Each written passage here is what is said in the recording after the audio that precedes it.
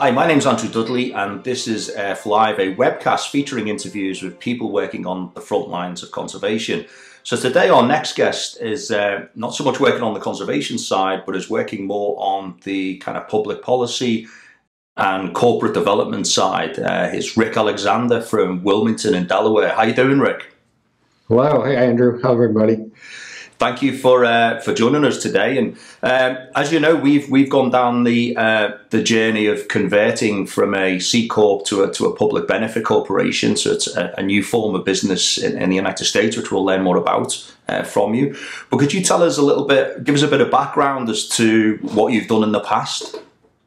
Sure. I'll give you a little bit of my career arc, and then we can talk about some of those things, hopefully, in the rest of the interview. So I actually started out with a very conventional career. I was a corporate lawyer doing transactional work, helping people raise money, do mergers and acquisitions, advising the boards with respect to hostile takeovers. And I did it out of Delaware because in the United States, you can incorporate your company no matter where your operations are in any jurisdiction in the country, and a lot of people pick Delaware for a lot of complicated reasons that we could have a whole another interview about. But the bottom line is most big companies, most publicly traded companies are incorporated in Delaware.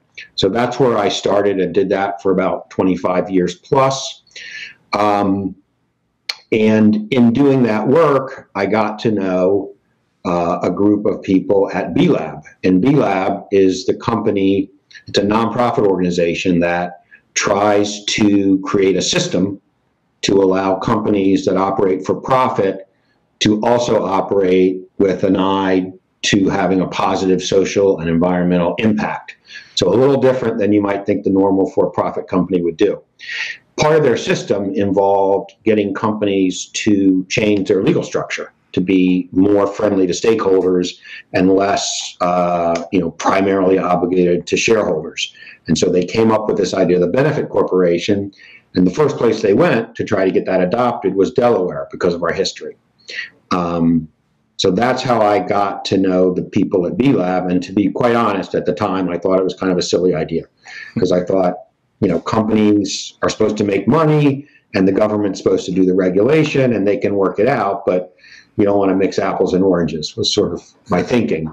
But they were persuasive, and I did my research, and I ended up starting to think that they had a pretty good idea.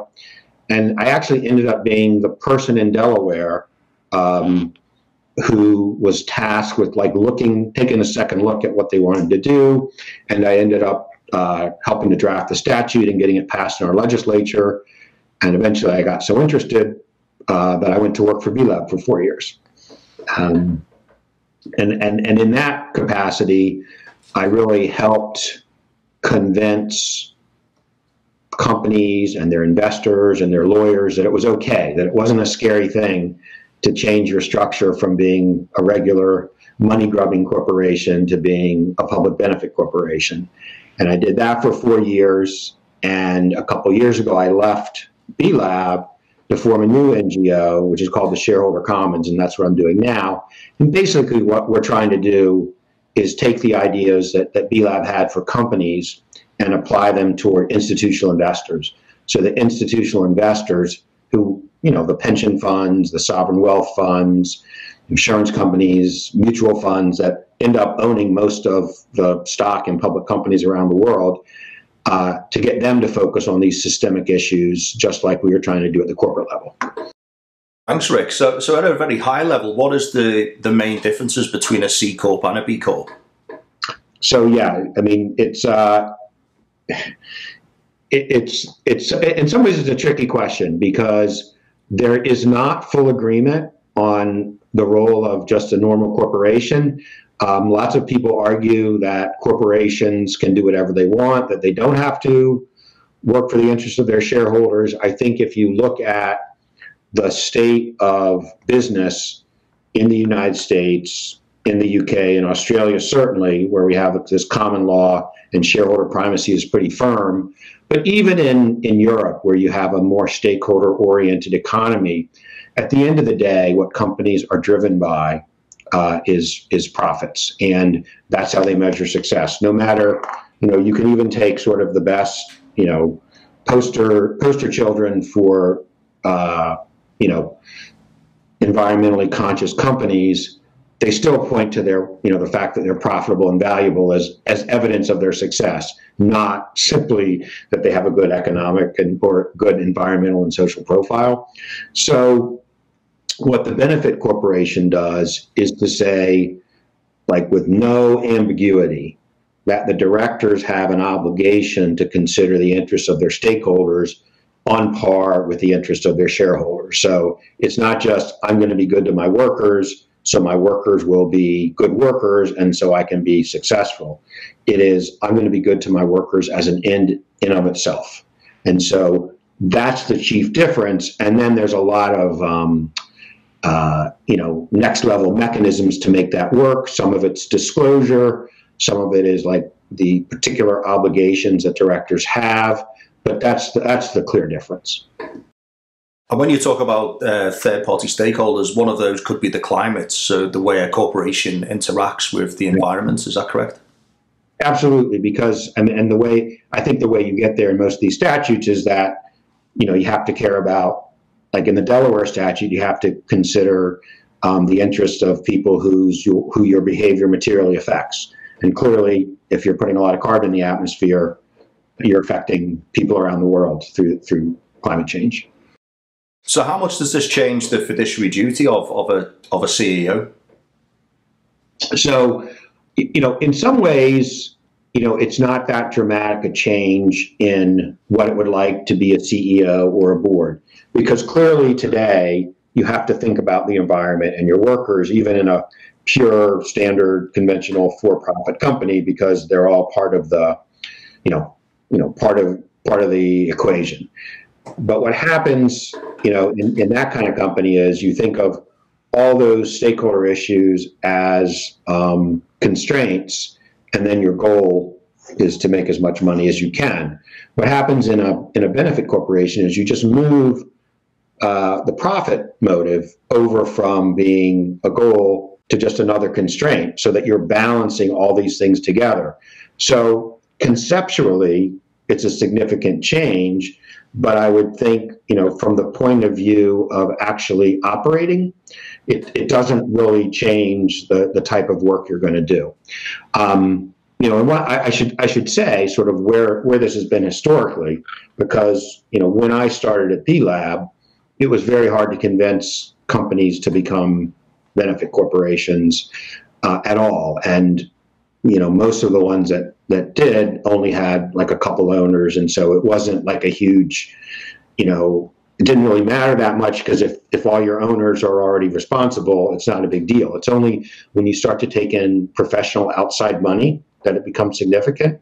And so, during the time that I was at B-Lab, it became more and more accepted among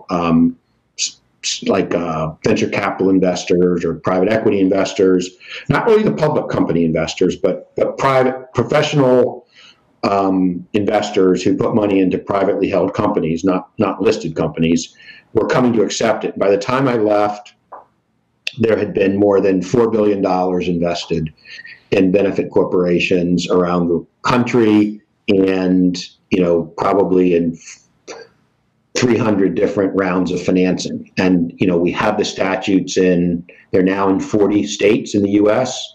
There's one in British Columbia in Canada. There's one in Italy. There's, I think, 3 in South America. So it's becoming, more accepted. And actually, there was one IPO in 2017, but then not much action in the public markets. But just, since May, there have been in the U.S. 2 IPOs of benefit corporations, standard IPOs, and then 2 what they call going public mergers, where something called a special acquisition company acquires a private company, and it's just a different way of going public. So essentially 4 IPOs in the last few months. So it's catching on. And so that brings us to the next question. So if you're a public benefit corporation, you can still go on the stock exchange to raise capital in that way? Absolutely. And the anecdotes that I've heard from the bankers is like nobody cares. I mean, it's not that the investors are not, they care about what your business plan is. They care about the management team. They're not really looking at corporate governance as a big differentiator. So one other question, if I may. So for a founder of a corporation, if they're worried about losing the kind of direction or the founding vision of the company, does being a public benefit help them in the sense that you set up this public benefit charter and that establishes what it is that you're going to do as a corporation? Yeah, I would say that's really the single most important thing, that if people who are coming in at the beginning of a company have an interest in making sure that that company promotes more than just profit and locking that in, this is the way to do it. I mean, the story of the founding of B-Lab, which, the NGO that kind of came up with this idea, is that two of the three founders had a company. It was like an apparel company. They started in their garage. They ended up growing it to a $250 million business. And in the course of doing that, they had taken in some outside investment. And when the company grew to a size that it was really time to sell it, they found that even though they had done lots of work to treat their employees well, they had very careful supply chain audits, and apparel companies, that's obviously a big risk. They had sort of run that company very ethically, but when it came time to sell the company, their lawyers told them, well, you have outside investors, you just have to sell it to the highest bidder.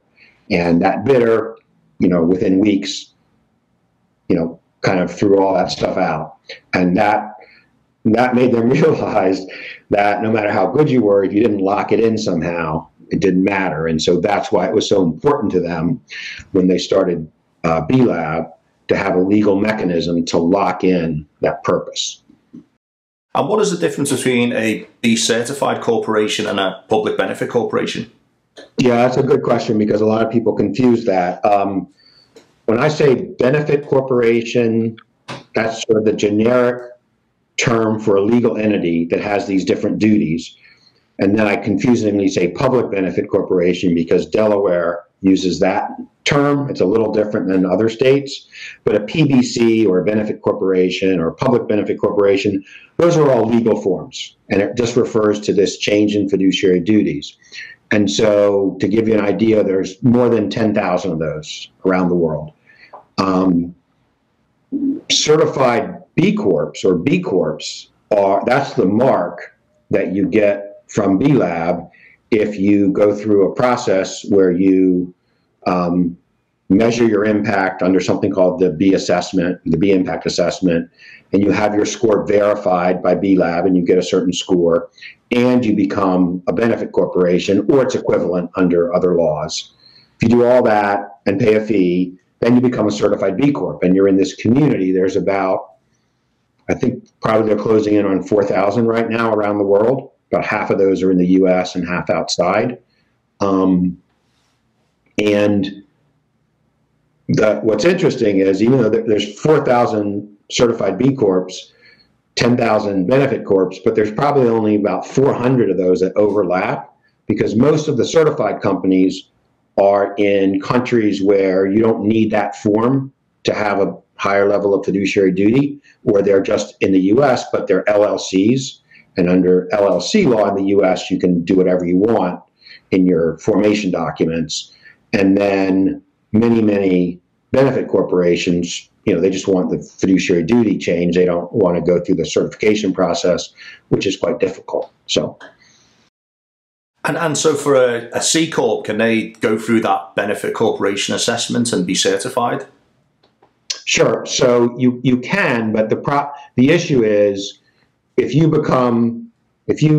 say you're just a conventional corporation and you decide you want to earn the certification, you can look at your processes, take the test. Usually people have to do some work to improve, but then get to the 80, which is the number you have to get on the test, and get that verified and become a benefit, and you can become a certified B Corp. But you have to, within the next 3 years, change your corporate governance so that you no longer have a fiduciary duty to favor shareholders over stockholders. So let's say you were a Delaware corporation that went through that process.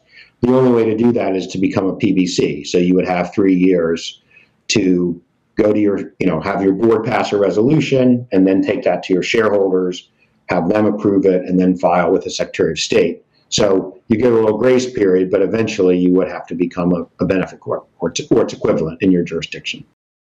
And so two companies that spring to mind is Warby Parker and Etsy. They were very high-profile corporations, and they ran into challenges when they went to make that conversion later on. Yeah, so, and this is like that 4-year period when I was at B-Lab, I worked with a lot of companies in this situation where they would, they went through the process, as you said, they earned their certification, and some of them had a 4-year grace period because it ran from the date the Delaware statute started to become a benefit corporation. But what they found was they, didn't want to go to their shareholders and ask for things because it's just hard. And in the rough and tumble world of finance, when you ask for something, people say, sure, what's in it for me? And it can be hard. Also, and this is no longer true, but at the time, if you got a vote and converted to becoming a benefit corporation, any shareholder who didn't vote could basically ask the company to cash them out. And as you know, when venture-backed companies start to become successful, but before they go public, they're illiquid.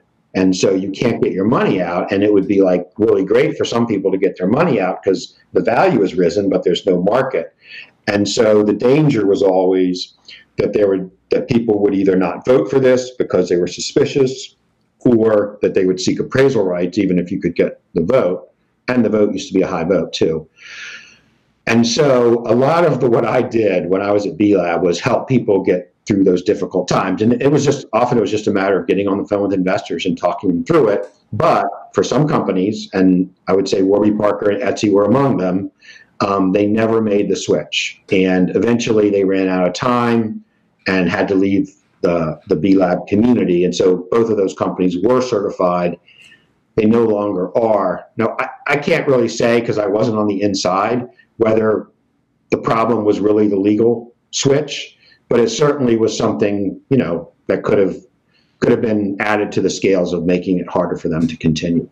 Etsy had already gone public by the time it was at this situation. So they would have had to do a vote to all their, many thousands of shareholders. Oh, just one last point I want to make, though, is that, in response to some of those issues, just this year, really, in August of 2020, Delaware amended its statute to get rid of all these extra hurdles. So now, if you're a Delaware corporation and you want to become a PBC, it's just a straight majority vote, and there's no appraisal right. So it's become much easier. And we've already seen one public company announce that it's thinking about becoming a benefit corporation. Okay, that sounds like great news. So on the flip side then, so the founder or the CEO creates this public benefit corporation, they have this public benefit charter. What happens if they don't follow that public benefit charter? What can the shareholders do to keep them on the right path? Yeah, that's a good question. And, and I will just say, the way you ask it's a good way to ask it, because just like the CEO needs to lock in the investors need to lock in CEOs, because sometimes they'll see a big payday and they'll be like, whoa, I had some great ideas, but look at this, I can be the next Mark Zuckerberg. So the insurance policy runs both ways. It's interesting because I would say first and foremost, what the benefit corporation does is give permission to companies to put the climate, racial justice, equality, things like that, ahead of shareholder value. So you can just say now, I'm going to, I'm going to do a supply chain audit to make sure there's no human rights violations in my supply chain. It may make us make less money, but that's the way we're running our business. So it gives you permission to do that. That's the most important thing, because if you weren't a benefit corporation and you just announced that so boldly and didn't try to make an excuse about how it would make you more valuable over the long run, your shareholders could sue you and they would win. So that's like far and away the most important thing. But as you say, you could also have the situation where you have a benefit corporation and management of the corporation, the CEO and the directors, despite the label, just keep doing business as usual and, keep emitting carbon and using fresh water and all the bad things that companies do.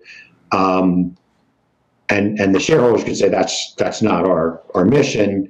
And so under the public benefit corporation law, the shareholders can bring a lawsuit, just like they could, if you weren't making enough money with the conventional corporation. Now, the way the statute's structured, for the most part, you can't sue the directors for damages. You can't try to get them to pay you because it wouldn't make any sense, because the idea is you made the company too valuable, not valuable enough. But what you can do is sue for like an injunction. So you can say, hey, you need to rethink this. You need to start doing something about your carbon footprint, or you need to start doing something about the way you treat people.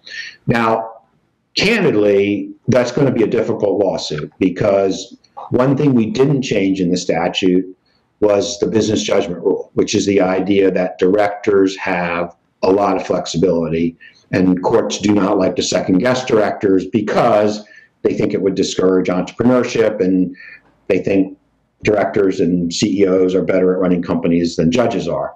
And that's probably a good thing, but it does mean that the enforcement mechanism is weak. And I will say, in part, that's why this other NGO that I've started, the Shareholder Commons, and the work that lots of other shareholder activists do is really important, because I think at the end of the day, it isn't going to be courts and lawsuits where you can enforce the benefit obligations. It's going to be corporate governance. It's going to be shareholders saying, if these directors won't, put workers and the environment first, then we'll find some directors who will. From a case law perspective, how many lawsuits have been filed against benefit corporations? Is it untested waters still, or one? It's one. One, but I don't think that, that's not really a good marker, I think, for whether the statute's having an effect, because, in standard corporate law, if you sort of think about how huge the denominator is, there aren't that many suits either, and it's a relatively new idea. But there was a case in Virginia where a company was created, and it had kind of a complicated corporate governance structure in order to preserve control with like a group that didn't have a financial stake. That was like the way they were going to make sure that decisions were made by people who had social and environmental impacts in mind. And the board figured a way to get out from under that with some really tricky corporate maneuvering. And, shareholders brought a lawsuit and said, hey, that's a problem. And we can tell you it's a problem because it's a benefit corporation, and they have their purpose written right into their charter. And that case quickly settled favorably for those shareholders. And, normally under corporate law, if you can figure out a tricky way to do something, the courts just say it's like we have a doctrine called independent legal significance that says if you can figure out a way to get the votes under your charter documents, too bad, the other side should have been more careful. And the fact that that case settled so quickly, to me, was a demonstration that those provisions really worked, because the lawyers settled right away. And I think that indicates that they thought they were going to lose. So moving on to your new venture, so the Shareholder Commons, can you tell us a little bit more about why you created that and what it does? Sure. So as I said, I think for the benefit corporation idea to be successful, you've really got to organize shareholders, the owners of those companies, to want them to be successful creating public benefits. Because at the end of the day, the only enforcement mechanism in those statutes is shareholders either bringing lawsuits, but more likely, putting directors in who do what they want them to do.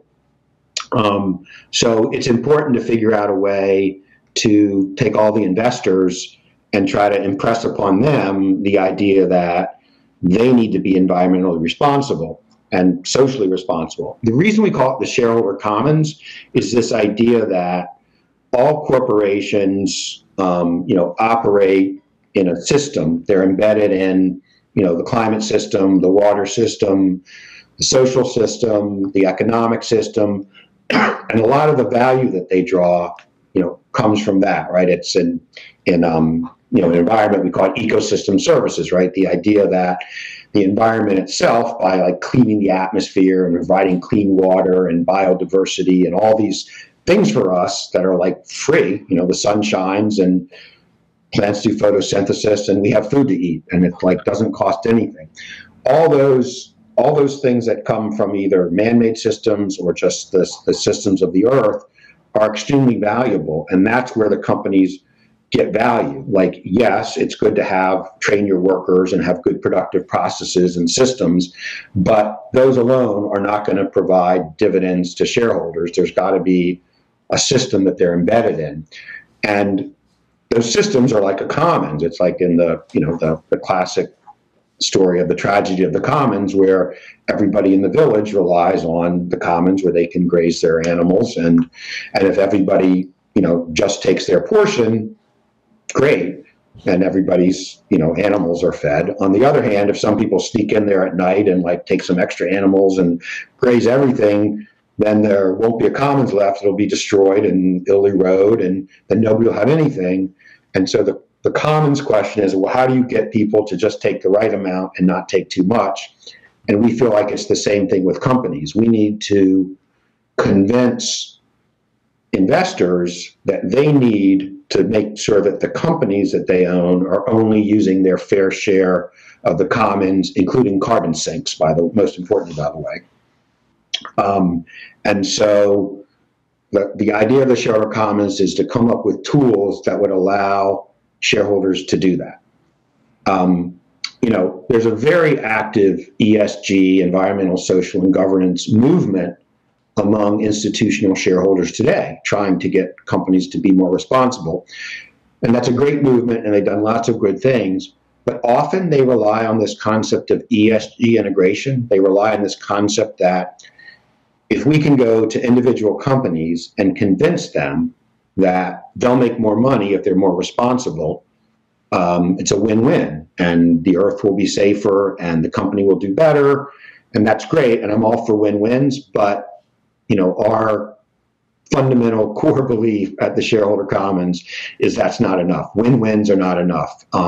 We need to draw lines that companies can't go beyond. So if the Earth can afford a carbon budget that gets us to 1.5 degrees, then everybody has to be, carbon neutral by 2050, and they need to get halfway there by 2030.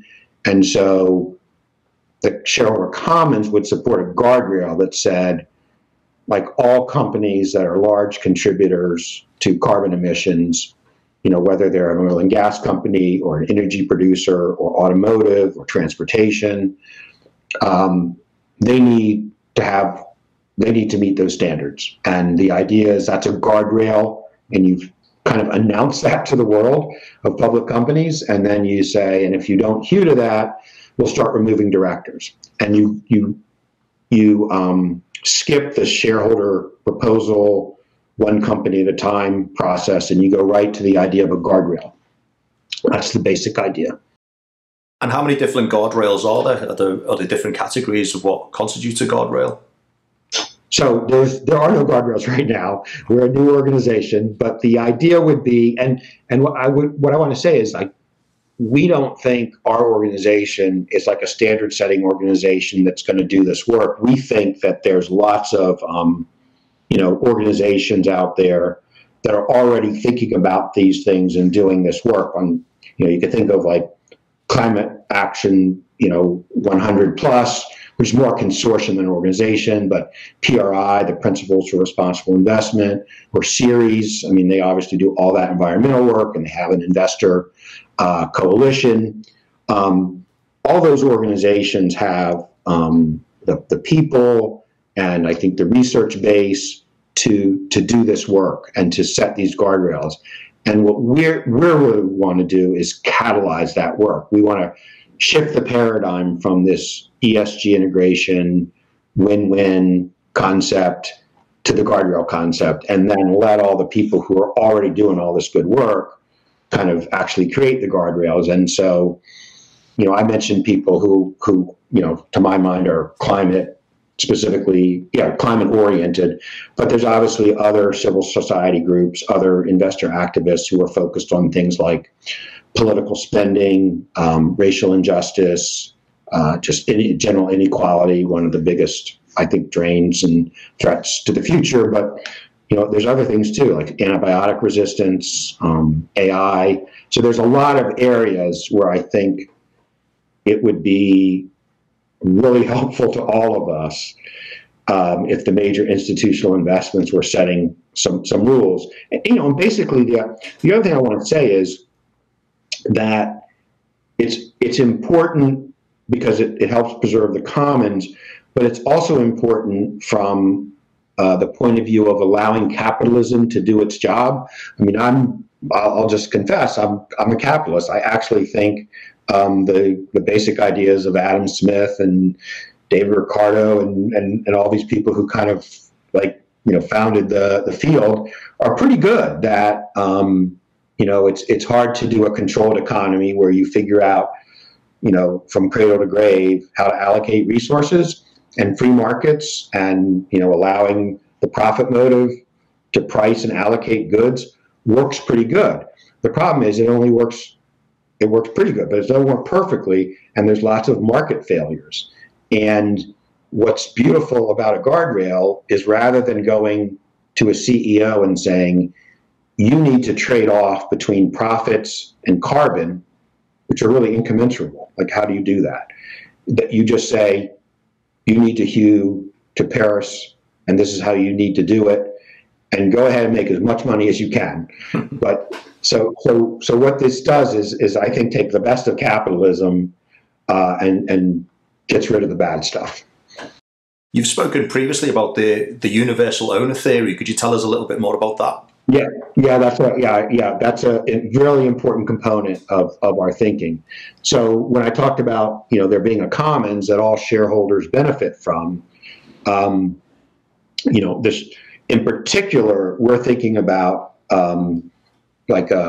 somebody who's diversified and owns lots of stocks and is locked into them for the long run, and that really describes most stockholders these days, because most stockholders are like pension funds that are, have long-term liabilities to workers, sovereign wealth funds that are, holding a country's wealth, insurance companies that have long tails of liability, mutual funds that people use, to save personal wealth and save for education and all sorts of things. And, under modern investing theory, the way to maximize the value of those savings is to be very diversified, because that way, like back in the day, all those kinds of institutions weren't even allowed to hold equities, because stocks and companies, because they were too risky. Because if you owned, you put all your money in a company and it went bankrupt, you didn't have anything left, and so they just had to buy government bonds. But then in the 50s and 60s, people kind of figured out, well, equities make more money because they're risky, and if you buy a lot of equities and just own a little bit of each one, you can get all the higher return, with respect to taking the risk, but you get rid of all the idiosyncratic risk for each company, because if one company goes bankrupt, it's okay. You've got 500 companies in your portfolio. And so most people follow that, and they're either very diversified, but they still try to beat the market by buying more of some stocks than others, or more and more these days, people just buy the whole market. They buy an index. And if you're in that category and you're holding for a long time, you're what Andrew was referring to, a universal owner. And the key about universal owners is they benefit when the market goes up. They don't really benefit from one company doing better than other companies. And so when one company says, well, I'm going to, I'll just give you an example that's kind of really paints the picture. Say that a social media company like Facebook that has 2 billion, readers allows people to continue to put out anti-vax material, like on the site. That convinces a lot of, I mean, you know, a lot of us might laugh and say, well, that's, who would listen to that? But obviously a lot of people listen to it. And that has a real cost, right? Because if we start to lose herd immunity from measles and things like that, people are going to get sick, they're going to miss work, they're going, you know, they're going to be like worried about their kids. And if people don't take a vaccine for COVID, once we get one, hopefully, you know, that'll extend this like huge COVID recession we're having. And it's bad for people, but it's also really bad for the system. It's bad for our economic system. And even though that one company, Facebook, in my example, might make more money because they're able to sell more ads and get more information because lots of people read the anti-vax material, they, you know, the rest of the system pays. And so even though you make a little bit more money on your Facebook stock, you lose a lot of money on your portfolio. So that's the reason we think we can appeal to these owners and say, look, you need to draw a line, tell all the social media companies in your portfolio, no anti-vax material. And if that happens, universal owners win, and we all win. And so the American Business Roundtable, they made an announcement last year that they were saying that it's no longer about shareholder primacy. What was your kind of interpretation of that, and how's it going for them? Let me think of a nice way to say what my reaction was. My reaction was, I think I'll just say, prove it. I'll believe it. I'll believe it when I see it. And, you know, so the Business Roundtable came out and they said, look, 20 years ago, we put out a statement that said the purpose of companies is to create shareholder value. Now we're changing and we're going to say the purpose of companies is to create value for all stakeholders. Now, first of all, the idea that they like put out an announcement and magically changed what companies are for is, you know, it's kind of like surprising and it just sort of like raise eyebrows just in and of itself that they did it. But they put that statement out, and like there was this flurry of activity where some people wrote, oh, this is the end of civilization as we know it. Companies aren't going to make valuable things anymore, and we're going to become like, I don't know, liberal, communists. You know, people were like, and then other people were like, they're not going to do anything different. And other people were like, this is so great. Now companies are they're just going to treat workers really great and save the environment. Wow, problem solved.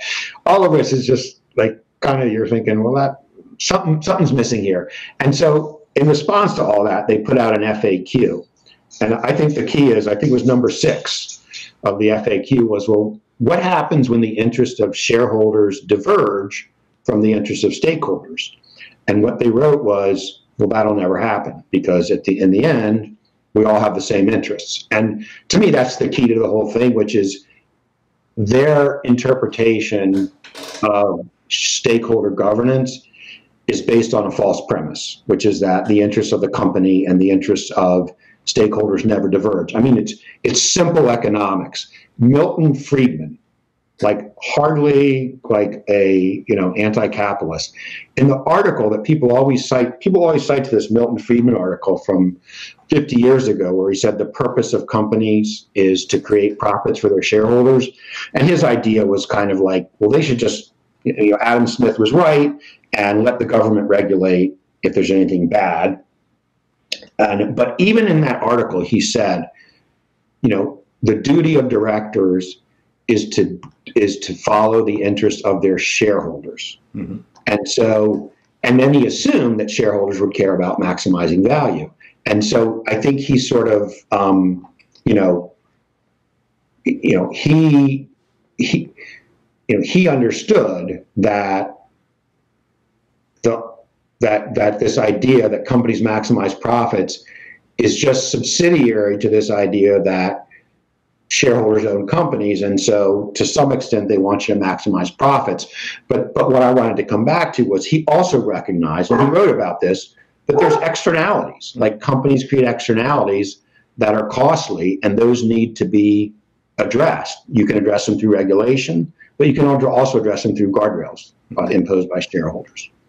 Okay, well, listen, Rick, it's been a fascinating conversation, and thank you for all the work you've done around the public benefit space. We're very proud to be a public benefit corporation, and we wish you the best of luck with your shareholder commons, because I know that's going to be a greater addition to running businesses and make them more impactful around the environment and social justice.